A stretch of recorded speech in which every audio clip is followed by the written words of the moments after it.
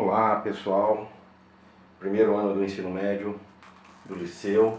Nós vamos fazer uma retomada do assunto na página 50, onde nós paramos em resultante vetorial.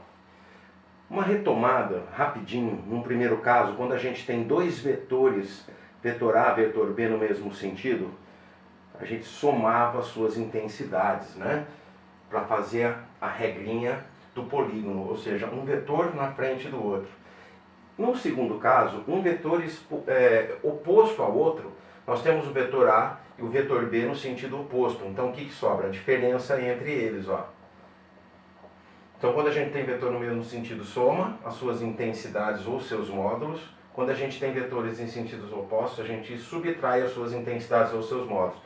E o terceiro caso, quando a gente tem uma perpendicularidade, ó, quando a gente tem um ângulo de 90 graus, perpendicular, ortogonal ou 90 graus, mesmo significado, também conhecido como ângulo reto. A gente faria o polígono, né? Copiaria o vetor A, na frente do vetor a gente liga o B como ele é, horizontal para a direita, iniciamos a construção da figura aqui, terminamos aqui, teremos quem? O resultante. Esse resultante, no ângulo reto de A com B, ó, formaria um triângulo retângulo pitagórico, né? Um cateto, outro cateto, a hipotenusa. Então a gente usava Pitágoras, hipotenusa ao quadrado, primeiro cateto ao quadrado, mais o segundo cateto ao quadrado. Depois a gente faz o quê?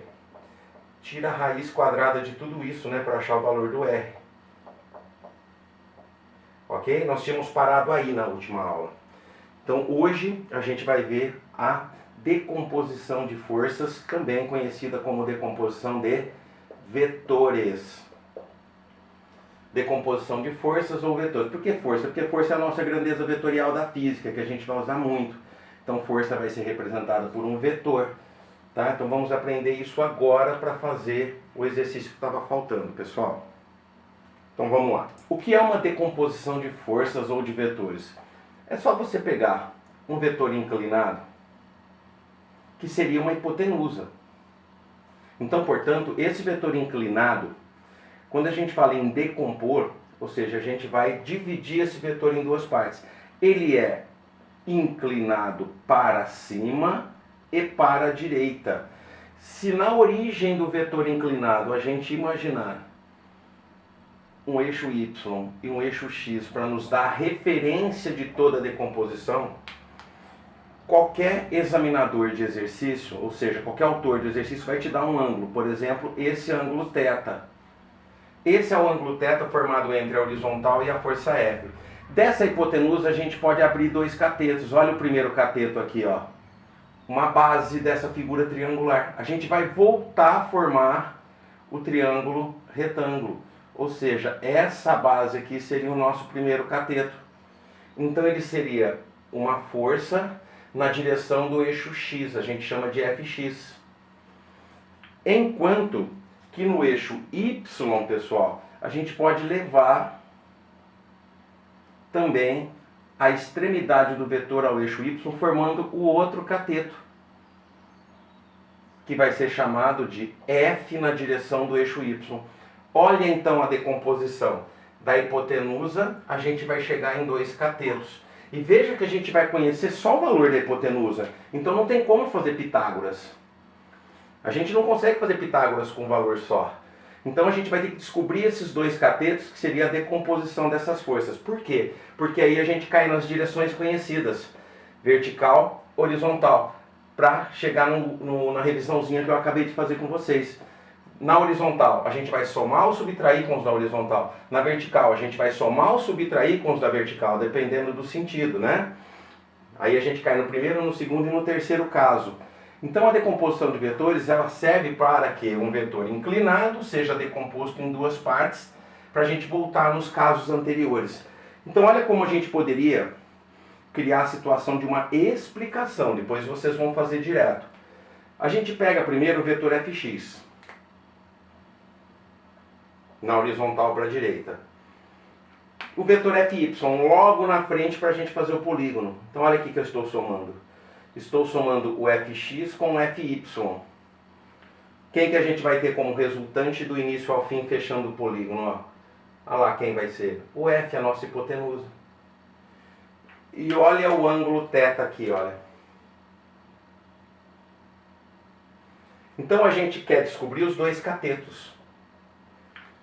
Quem seriam esses dois catetos a partir de um único valor conhecido, que seria a hipotenusa? Então vamos lembrar, o Fx é um cateto adjacente, olha. Ele está encostado num ângulo, ele é adjacente. E o Fy é o cateto oposto ao ângulo.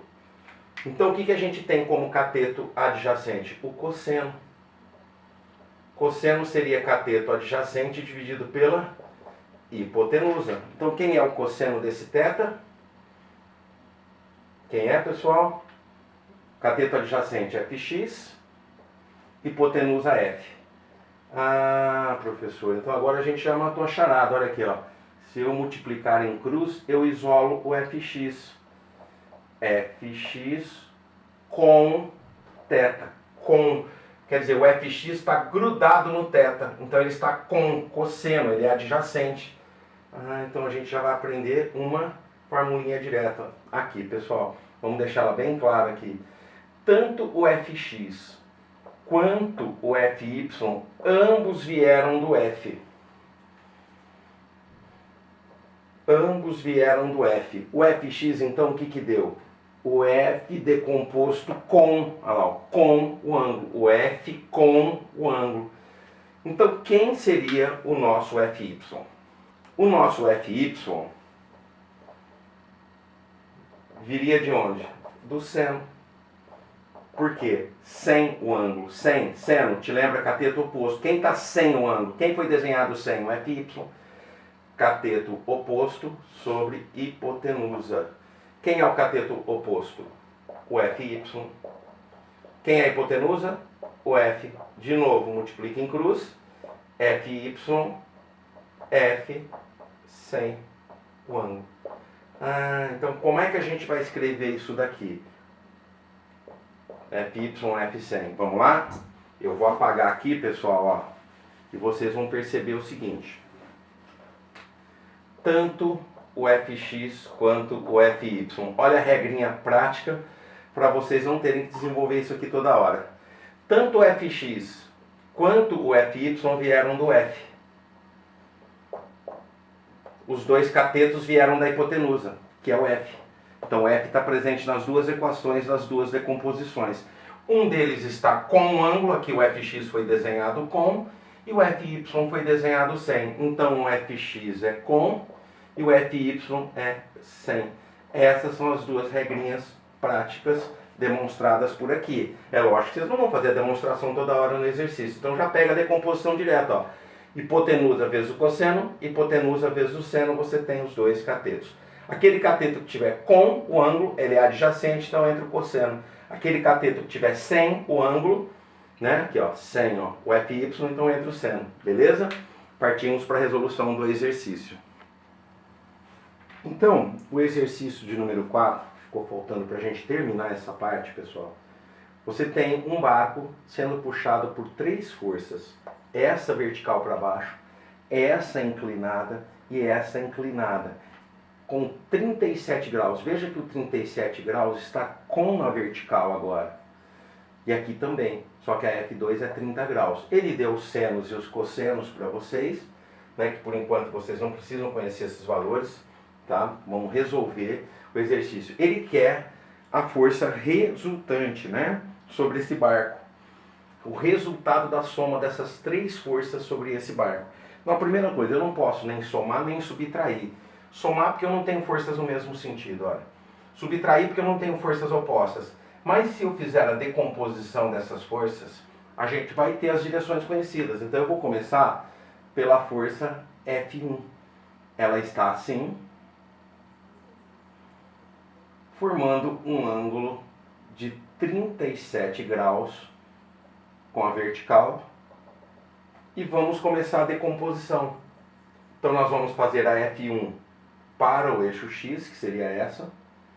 Por que essa? Porque ela é inclinada para a esquerda e para cima, ó, para a esquerda e para cima. Então eu vou ter um vetor para a esquerda, no eixo X, portanto, esse é o F1x. E a outra componente da decomposição para cima, que é o F1 na direção Y. Então, os dois vieram de quem? Do F1, a regrinha prática. Se os dois vieram do F1, um está com e o outro está sem. Quem está com o ângulo agora? Ó, quem está com o ângulo agora. Ó. Veja que o 37 graus foi dado na vertical. Quem está com o ângulo agora é o Y. Quem está sem o ângulo agora é o X. Então aqui eu vou ter quem? Com, né, pessoal? Ou sem. O X, ó, está sem. Então a gente entra sem os 37. E o Y? Com os 37. Olha lá, quem está com. Então esse é o cateto adjacente. Esse é o cateto oposto. Tá? Entenderam? Ficou bem claro isso? Olha lá, ó. O F1 com e o F1 sem o ângulo. Beleza? Então vamos lá, só substituir os valores agora. Qual o valor do F1 no texto que ele deu? O F1 tem 100 newtons. Então 100 vezes o seno de 37, que é 0,6. Vai dar 60 newtons. Quem é o F1y? O y é F1, que é 100, com os 37, o y. Ó. 37 está desenhado com o F1y, encostado nele. Então, com os 37. Cadê o cosseno de 37? Aqui, ó, 0,8. Então, a gente acabou de fazer a decomposição de quem? Do F1x e do F1y. Deixa anotado isso aí no caderno, pessoal. Agora a gente vai partir para a decomposição da outra força inclinada, que é o F2. Então, pessoal, a F2 aqui, ó, inclinada para cima e para a direita. O que a gente tem? A decomposição dela formando quem aqui? O para a direita, que é o F2x, e o para cima, que é o F2y. Ambos vieram do F2, então eu já vou descrever aqui que tanto o x quanto o y, ambos vierem de quem? Do F2. Quem está com, quem está sem? Quem está com o ângulo agora que vai entrar o cosseno é o y. Então aqui no y, cosseno de 30. No x, seno de 30.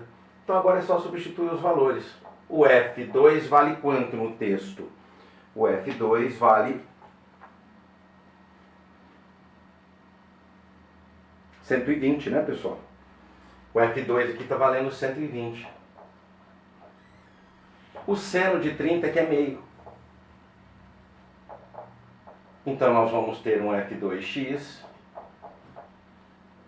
de 60 newtons. E o y? O F2y, ele vale 120 do F2, vezes o cosseno de 30, que é 0,87. Então, quanto seria o valor do nosso F2y? Agora complicou um pouquinho, né, turma? Vai dar 104,4 newtons. Então, aí as duas componentes da F2. Então, por isso que toda vez que a gente tiver um vetor inclinado, a gente tem que decompor. Quem está com o ângulo, encostado no ângulo, é cosseno. Quem está fora do ângulo é seno. Então, é o valor da força vezes o cosseno, o valor da força vezes o seno. Olha como ficou o nosso sistema agora, pessoal. Aquela F1 que era inclinada aqui, ela foi decomposta em duas, ficou representada por essas duas. Uma vertical e uma horizontal. A mesma coisa a F2, inclinada para cima e para a direita, dois vetores. Então agora a gente ficou com um sistema de 5 vetores e a gente voltou para o primeiro, para o segundo e para o terceiro caso. Olha esses dois vetores opostos. Olha esses dois vetores no mesmo sentido. Então a gente vai poder somar esses dois para depois subtrair desse. Então olha a direção do eixo Y. Então vamos fazer primeiro o eixo X. O que nós temos no eixo X? Nós temos no barco esse F2x valendo 60 para a direita e esse F2 F1, perdão, x, também valendo 60 para a esquerda. Como são dois vetores opostos, a gente vai subtrair. O resultante deles aqui no eixo x dá zero. Então não vai sobrar nada no eixo x. Se não vai sobrar nada, nenhuma força ganha da outra, o barco só vai ter um movimento aqui, ó. Aqui para cima ou aqui para baixo. Para a direita e para a esquerda não tem mais força nenhuma, se equilibraram. Correto?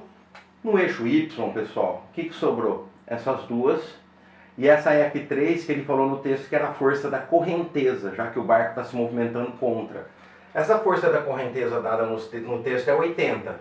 E essas duas aqui, ó, são as forças, são atuantes puxando o barco. Já decompostas, a F1Y 80, a F2Y 104,4. O que a gente vai fazer?